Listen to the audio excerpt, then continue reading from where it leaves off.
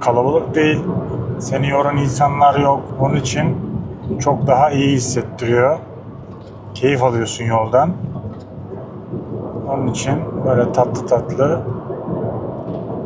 gazlamak da güzel oluyor. Tabii ki şerit çok fazla olmadığı için dikkat etmek gerekiyor. Ben tadında basmaya çalışıyorum. Çünkü BS'den bir arabamız var.